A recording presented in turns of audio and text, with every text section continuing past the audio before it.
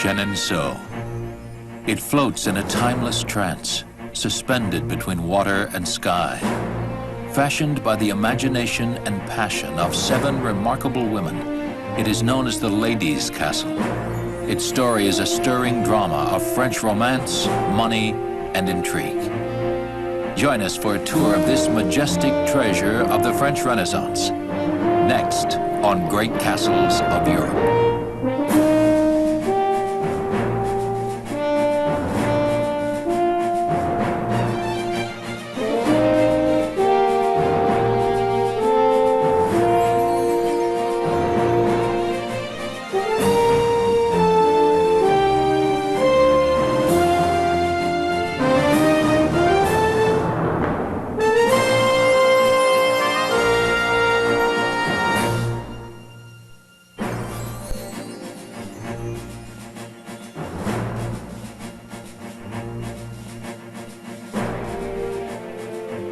In France's Loire Valley, among rolling farms and stately woodlands, kings, politicians, and bankers have traditionally sought refuge from the din of worldly events.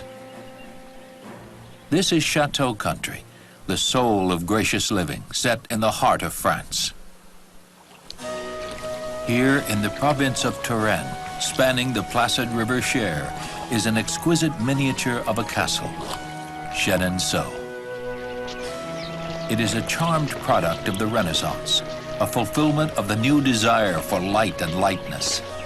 It is delicate but enduring, complex but balanced, fanciful but disciplined.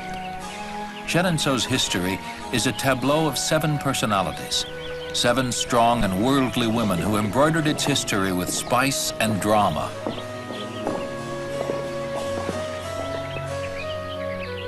Like all castles, Chenonceau began as a strategic stronghold, in this case as a small fortified mansion with a mill set into the granite bed of the river Cher. This was the estate of the once powerful Mark family. It was built in 1513, when Michelangelo had just finished the Sistine Chapel's ceiling. England, Rome, and Spain were about to invade France, and the Mark estate was snatched up by Thomas Boyer, an ambitious financier who'd had his eye on the mansion for years. His wife Catherine oversaw Chenonceau's beginnings.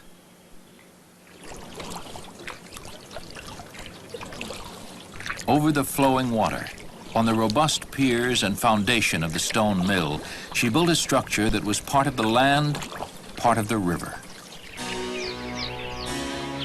From its square base, Catherine drew an elegantly complex form of projecting towers and rhythmic windows. The varied roof lines, angles are echoed in her additions to the old tower keep. The diverse shapes, the great windows, and the detail of the structure make this dense stone seem light and airy.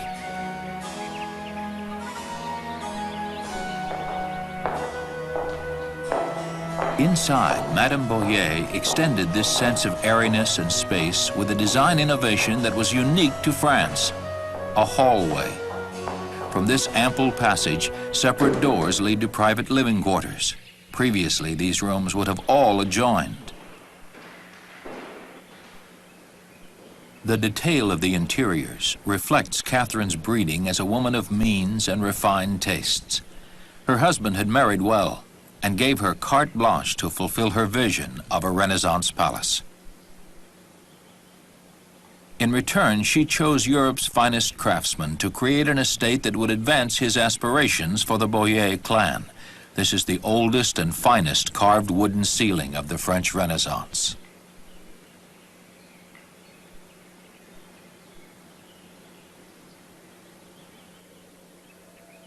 From Italy, the castle's first lady brought this novelty to France, a straight rather than a curved staircase. By 1517, most of the house was complete, and King Francis I praised it as the beautiful palace and house situated on the river Cher, where we might sometimes stay. Cardinal Boyer, a relative, sanctified this intimate chapel. Madame Boyer had skillfully begun what would become one of France's true architectural gems.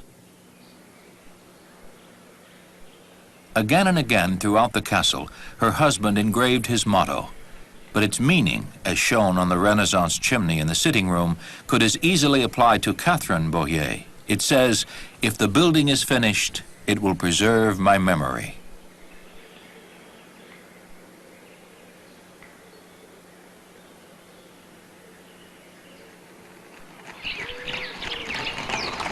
The memory finally bequeathed by Chenonceau's First Lady was one of hospitality and welcoming. Chenonceau was a castle in name only. It is actually a chateau, which has the flavor of a castle, as a liqueur has the flavor of a fruit. By the 16th century, mobile artillery had made all but the most massive fortifications obsolete. Chenonceau's turrets and stone walls are disciplined, yet romantic retellings of medieval defenses. Discipline, mixed with awesome beauty and ambition, described the next woman to favor Chenonceau with the spark of her personality. Diane de Poitiers. Gorgeous and witty, known to favor dressing in black and white, Diane would create here the finest garden in all of France. And through sheer guile and force of her will, she would also fulfill Boyer's ambition, making Chenonceau a resplendent center of French court life. Diane had been King Henry II's governess. Though 15 years his senior, she later became his mistress and lifelong infatuation. In 1547, Henry presented the beautiful Diane with Chenonceau after Madame Boyer's son lost it in bankruptcy. Diane immediately set about embellishing the castle interiors, commissioning this magnificent carved fireplace for her bedroom. Diane's favor with the king would ultimately make her suffer at the hands of this woman, the king's wife, Queen Catherine. But Diane Poitiers was a more than equal adversary. She styled herself Diane the Huntress and usually got what she went after. Realizing she would lose Chenonceau if anything happened to Henry, she took decisive steps to make the estate legally hers. Through daring court work, she annulled the decree that transferred Chenonceau from the bankrupt Boyer family to the crown. Diane knew the penniless Boyer heirs couldn't afford the debt that came with the castle. She bought Chenonceau for a song. Next, the new owner launched a Napoleonic campaign to make Chenonceau's farms show a profit. Diane had grand plans for renovating the castle's interior and grounds, but the money had to come from somewhere. With a born manager's efficiency, she created a plan of business investment and expansion. Volumes of each meticulous entry is written in her own hand. First, she increased Chenonceau's land holdings and rents and started a new building program. To save money, she cut back on the wages of her staff, reducing her state manager's salary by 30% and taking away his heating and food allowance. Vineyards were planted and new farm buildings sprang up. From her startled employees, Diane demanded regular progress reports. The farm started making real money. The Loire Valley drank good country wine from Diane's wine presses and ate juicy peach apricots from her orchards. And the castle's entrepreneurial mistress didn't stop there. To create the finest garden in France, Diane commissioned 14,000 days of work from local laborers. 9,000 wild violet and strawberry plants were gathered from local woods. 150 mulberry trees were shipped in to feed silkworms Diane bought for manufacturing raw silk. To protect it all, terraces were built high enough to stop a flood, using 7,000 wheelbarrows of stone. Diane's work had taken on the scale of a monument, as majestic an achievement as the castle itself. As a crowning touch, Diane built an elegant bridge across the River Cher, never imagining that this bridge would one day save the castle itself. In just a few years, young Diane had tripled Chenonceau's profits and the value of the estate. Still, it was her rare beauty rather than brains that won her favor and power in France's loftiest circles. This beauty, it was said, came from a daily bath in the Cher, the river that ran beneath her beloved Chenonceau.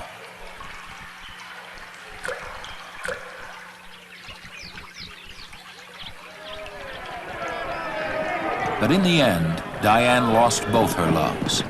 In a hapless joust at a festival tournament, her patron and lover, King Henry II, caught the point of a lance and died. Then, despite Diane's legal ownership, her hated rival, the Queen, finally claimed the castle for herself. This painting shows Diane portrayed as the Greek goddess of the hunt, now banished from Chenonceau. The next strong woman to occupy the river chateau was none other than the long-suffering Queen Catherine, King Henry II's widowed wife. Any normal woman would have been crushed by years of lopsided comparison with the heavenly Diane. But Catherine was a Medici of the Italian merchant clan. After Henry's death, she set out to best Diane the Huntress in everything. And in her first act, she would drive herself nearly insane. To honor her late husband, she had his monogram, an H, displayed prominently around the castle. She also added doubled C's, her own initials. When she combined them, which was the convention of the time, the results were horrifying. D's, 2 of them, everywhere, the sign of her nemesis, Diane.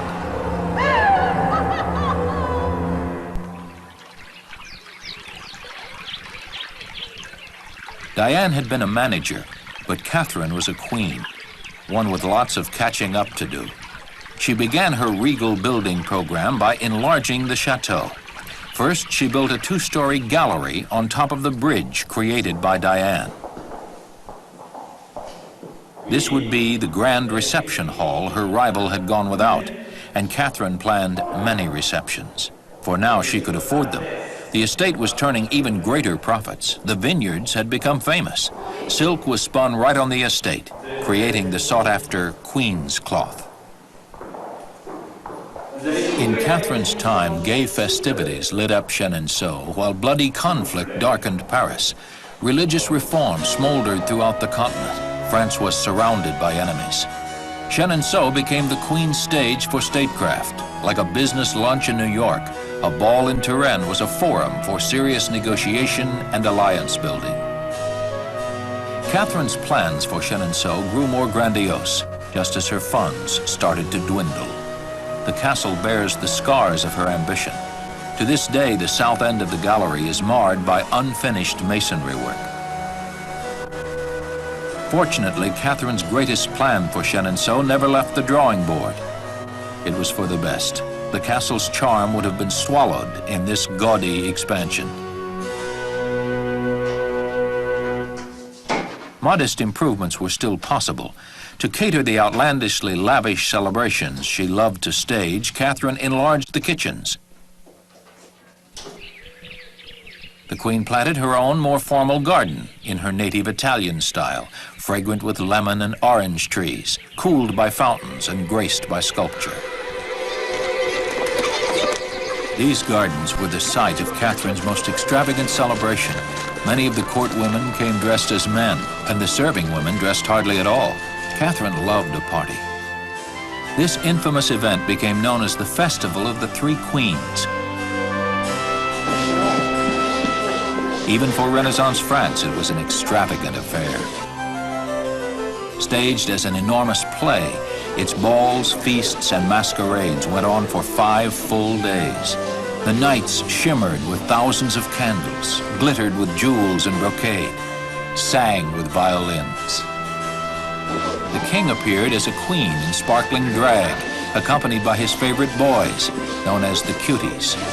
It was difficult to tell, wrote one guest, if one saw a man queen or a woman king.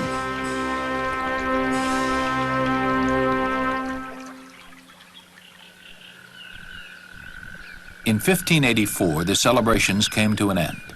Catherine left Chenonceau to avoid a wave of the plague.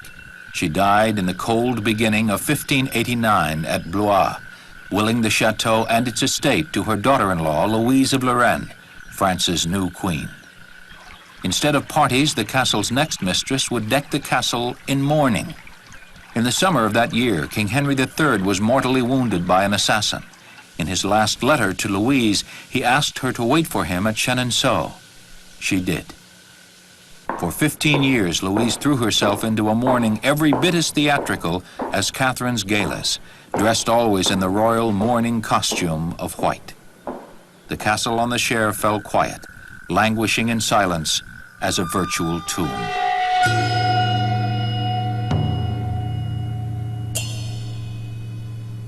As an interior decorator, the grieving Louise was severe. She painted the walls and ceilings of her chambers black. Themes of death stood out in white against the black. These white plumes covering the walls are an ancient French symbol signifying pain.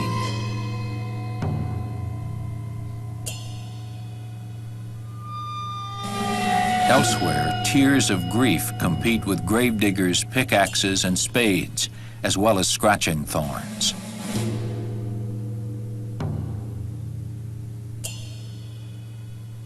Louise had buried herself alive. While arguably deranged, in her self-imposed exile, she carried on charitable work and became known with respect and gratitude as the White Lady of Chenonceau. She also immersed herself in religion, praying at this chapel 4 times a day and adorning the castle with Christian motifs. Her dreams of turning Chenonceau into a convent would not be realized in her lifetime. In 1601, the castle on the Cher passed into the hands of its 5th lady, Françoise de Mercure, daughter-in-law to King Henry IV. She turned out to be the manager Louise never was. For the next 12 years, she worked hard to reverse the structural decay that in her grief, Louise had ignored. But now the monarchy of France was changing. Chenonceau became a backwater, a destination only for the hunting season. It saw its last royal visit when Louis XIV passed through in 1650. It was then that permission was finally granted for a Capuchin nunnery to be established in the attic rooms above the main house. The nuns, like other women, left their mark. Here at the head of the grand staircase, at the entrance to the convent, a ceremonial drawbridge separated the brides of Christ from worldly matters.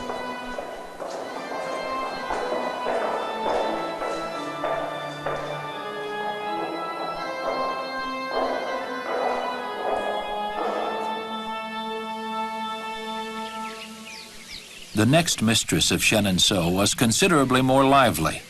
The daughter of an actress in the Comédie Française, wife of a wealthy banker, she was a brilliant sun around which the intellectual stars of France revolved, Louise Dupin. The Dupins lived in the center of Paris, but in the autumn, Tourain's most beautiful season, Chenonceau once again became the playground of nobility. But these were the nobles of a new and deadly France.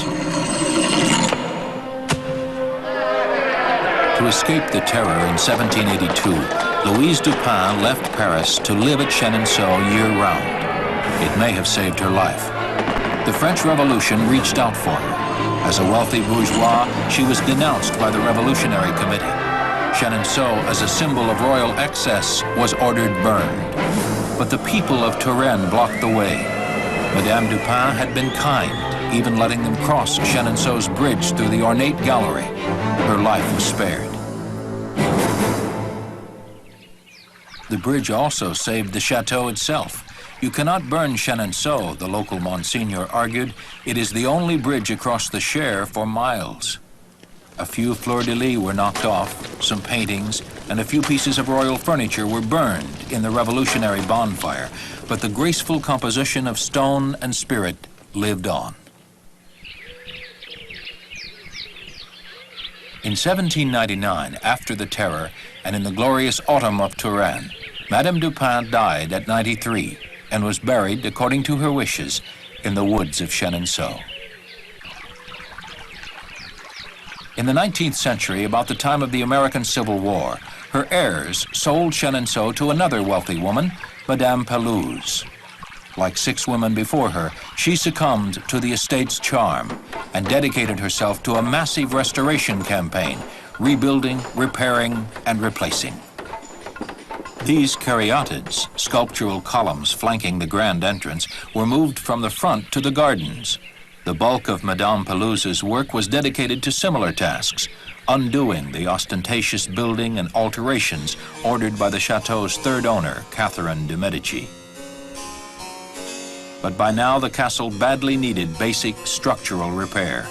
Ruined roofs and windows were lovingly restored to their former glory.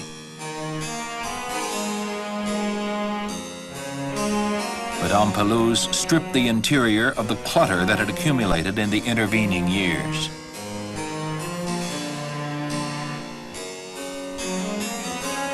Restoring medieval and Renaissance buildings had become a craze of the period, and Madame Pelouse joined it with the utmost enthusiasm. Her goal was nothing less than restoring Chenonceau to its original Renaissance elegance and simplicity. In the process, she ran through her entire fortune. She resorted to taking out loans, but paid little attention to the mounting interest. Every ceiling of the proud chateau had by now collapsed. The only exception was this one in Catherine de' Medici's library.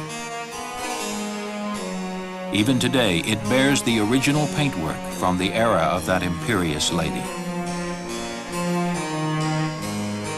There are Catherine's entwined initials.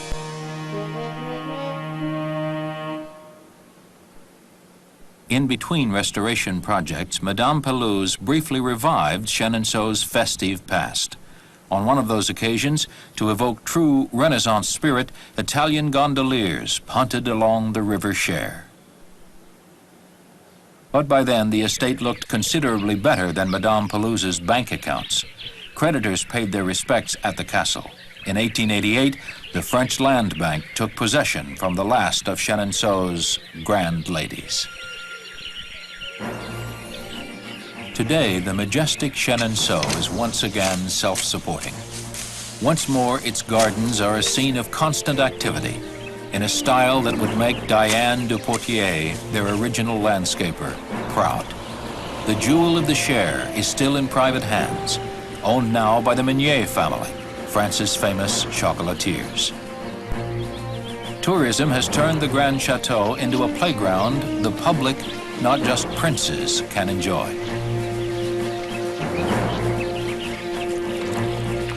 They are drawn here by this timeless reflection of Chenonceau's 7 mistresses, their taste and wit, intelligence and will. Its elegance and charm are now ours to share, a lightness gliding serenely above the dark waters.